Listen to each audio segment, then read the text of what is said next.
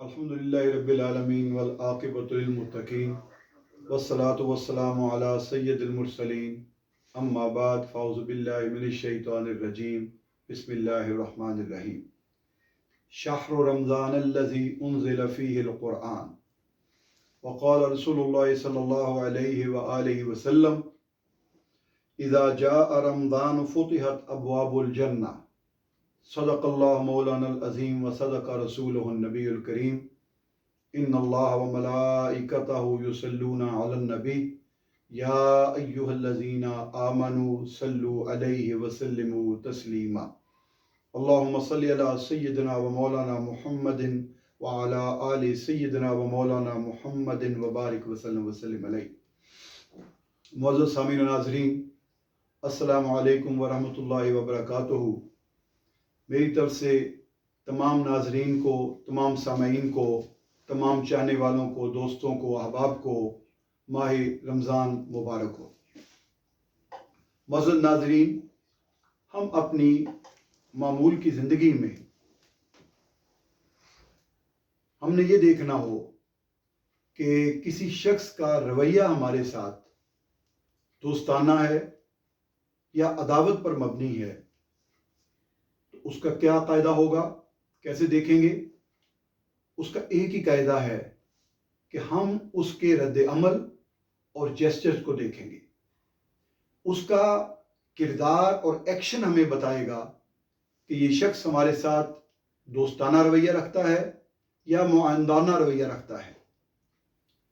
اسی طرح اگر ہم نے یہ دیکھنا ہو کہ اللہ ہمارے ساتھ کیا رویہ اختیار کیے ہوئے ہے، تو ہم بھی یہ دیکھیں گے کہ ہمارے اللہ کے ہمارے بارے میں ایکشنز کیا ہیں۔ اس سے ہمیں معلوم ہوگا کہ اللہ تعالیٰ ہمارے ساتھ کرنا کیا چاہتا ہے، اللہ تعالیٰ کا ہمارے ساتھ سلوک کیا ہے۔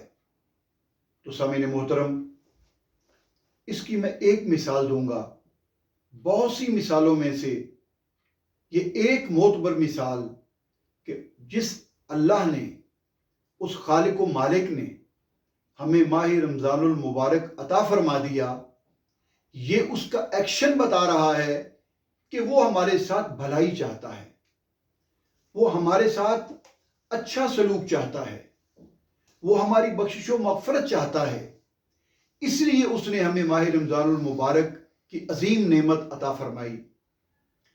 اس تصور کو، اس خیال کو، اس مفروضے کو مولا کائنات باب المدینۃ العلم حضرت علی رضی اللہ تعالی عنہ کے اس قول سے بھی تقویت ملتی ہے جب انہوں نے فرمایا کہ لو اراد اللہ ان يعذب امت محمد لما آتین شہر رمضان، اگر اللہ تعالیٰ کا ارادہ امت مسلمہ کو عذاب دینے کا ہوتا تو پھر ہمیں ماہ رمضان عطا کیوں کرتا؟ یہ میرے اللہ کا وہ ایکشن ہے۔ اور ویسے تو اس کے اسماء حسنہ میں وہ رحمان بھی ہے، وہ رحیم بھی ہے۔ وہی کہتا ہے کہ کتب اللہ علی نفسہ الرحمہ لا تقنطوا من رحمت اللہ۔ یہ اسی کے ارشادات عالیہ ہیں، یہ اسی اللہ کے آیات کریمہ اور اقوال ہیں۔ سامعین محترم، وہ اللہ جس نے ہمیں ماہ رمضان المبارک عطا فرما دیا، ہم کیسے یہ مان جائیں کہ اللہ تعالیٰ ہمیں جہنم کی آگ کا ایندھن بنانا چاہتا ہے؟ وہ نہیں بنانا چاہتا۔ ہمارے اعمال، ہمارا نفس جب سرکشی پہ آتا ہے تو پھر رسے توڑ توڑ کر جہنم کی طرف بھاگتا ہے، اور میرا اللہ پھر اس کو جہنم کے کنارے میں بھی کہتا ہے کہ اب بھی معافی مانگ لو، اب بھی توبہ کر لو، توبہ کا در کھلا ہے، اب بھی توبہ کر کے معافی مانگ کے میری رحمت کی پناہ میں آ جاؤ تو میں تمہیں بخش دوں گا اور مغفرت کر دوں گا۔ معزز سامعین و ناظرین، علامہ جلال الدین سیوطی رحمۃ اللہ تعالی علیہ نے ماہ رمضان المبارک کی فضیلت کو ایک بڑی خوبصورت مثال سے یوں بیان کیا ہے۔ وہ فرماتے ہیں کہ حضرت یعقوب علیہ السلام کے 12 بیٹے تھے، اور حضرت یعقوب علیہ السلام کو سب سے زیادہ پیار حضرت یوسف علیہ السلام سے تھا۔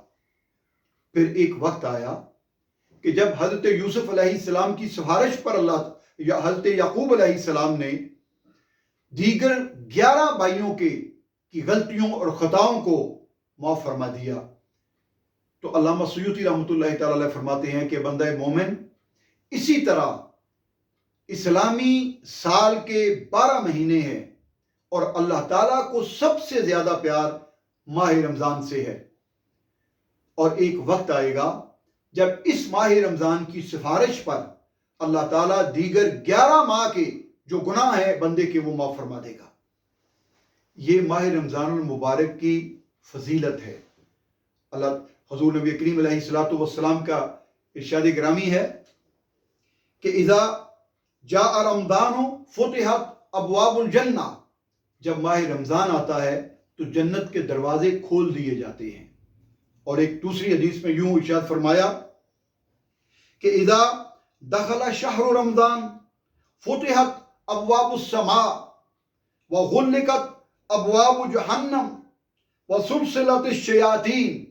جب ماہ رمضان داخل ہوتا ہے آسمانوں کے دروازے کھول دیے جاتے ہیں، جہنم کے دروازے بند کر دیے جاتے ہیں اور شیاطین کو زنجیروں میں جکڑ دیا جاتا ہے. معزز سامعین و ناظرین، اگر کوئی شخص آپ سے یہ کہے کہ یہ ہے محل، یہ ہے تیرا ٹھکانہ، یہاں دربان بھی میں نے سب کو ہٹا دیا ہے، دروازے بھی کھول دیے ہیں، گیٹ بھی کھول دیے ہیں، اب تیری مرضی ہے، تو اس میں آنا چاہے تو آ جا، نہ تجھے کوئی دربان روکے گا، نہ کوئی رکاوٹ پیدا ہوگی، اور یہ محل تیرا ہے، نہ تجھے کوئی دروازہ کھولنا پڑے گا، سارے دروازے تمہیں کھلے ملیں گے، تو پھر بد نصیب ہے نا وہ شخص جو اس طرح کی رحمت میں اور اس طرح کی بندہ پروری میں وہ پھر بھی اپنے مقام آخرت کی طرف نہ جائے. میرا اللہ کتنا رحیم و کریم ہے کہ ماہ رمضان المبارک میں وہ اتنا بھی گوارا نہیں کرتا کہ میرے بندے کو شیطان اس کے دل میں وسوسہ ڈالے اور اس کو بھٹکائے اور یہ کہیں ماہ رمضان المبارک کی رحمتوں سے یہ کہیں محروم نہ ہو جائے، محروم نہ رہ جائے.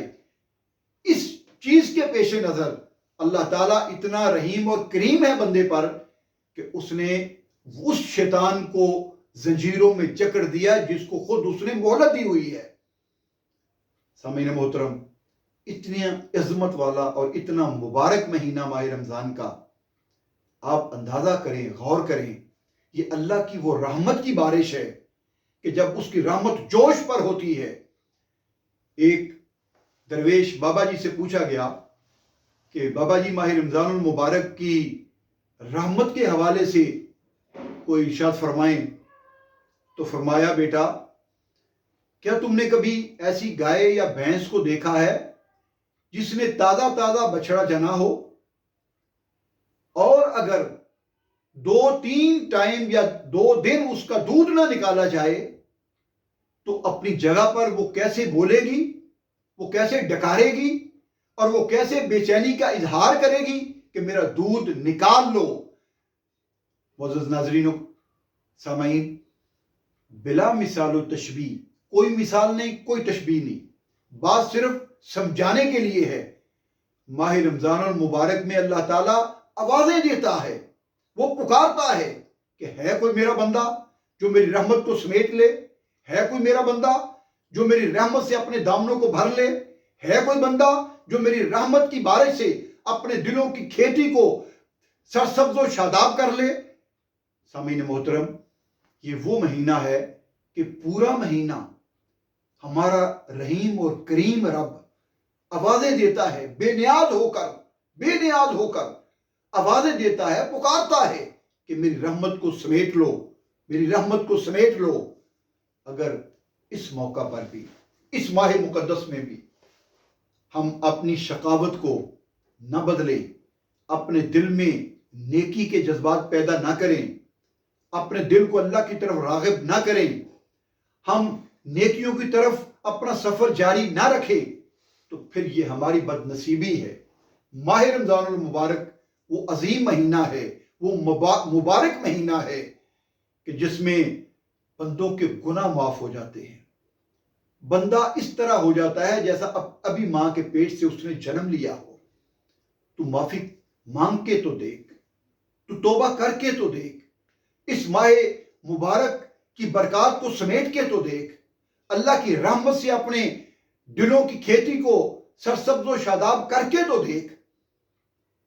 سامعین محترم، وہ کیسا کریم رب ہے کہ عام دنوں میں فرائض کا ثواب فرض کا ہی ملے گا، نوافل کا ثواب نفل کا ملے گا، لیکن جب یہ مہینہ آتا ہے تو میرا رب فرماتا ہے کہ میں ایک فرض کا ثواب 70 گنا زیادہ کر دیتا ہوں اور ایک نفل کا ثواب فرض جتنا کر دیتا ہوں۔ سامعین محترم، اس سے بڑھ کر بھی کوئی رحمت کی لوٹ سیل ہوگی؟ آپ نے دیکھا ہوگا ہمارے معاشروں میں کہ جب بھی کوئی تہوار آتا ہے تو بورڈ لگ جاتے ہیں، بینر لگ جاتے ہیں، اشتہارات لگ جاتے ہیں کہ لوٹ سیل شروع ہو گئی۔ ہم نہیں جانتے کہ اس میں کتنا سچ ہوتا ہے، لیکن میرا اللہ اس ماہ میں جو اپنی رحمت کی لوٹ سیل لگاتا ہے، یہ سراسر حق بھی ہے اور سچ بھی ہے۔ اس میں کوئی اختلاف یا کوئی اس میں کسی آدمی کے دل میں ذرا سا بھی کوئی وہم بھی نہ آئے کہ شاید اس میں کوئی نقص ہے۔ یہ اللہ تعالیٰ کی لوٹ سیل کا مہینہ ہے۔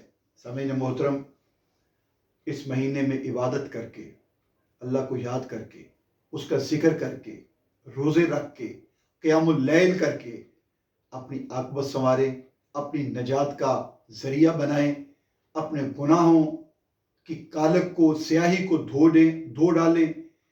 یہی اس ماہ مقدس کا پیغام ہے۔ اللہ تعالیٰ سے دعا ہے کہ اللہ تعالیٰ حضور نبی کریم علیہ الصلوۃ والسلام کے صدقے ہمارے گناہوں کو معاف فرمائے اور اس ماہ رمضان المبارک میں ہمیں توفیق عطا فرمائے کہ ہم اس کی رحمت سے اپنے دامنوں کو بھریں۔ وآخر دعوانا الحمدللہ رب العالمین۔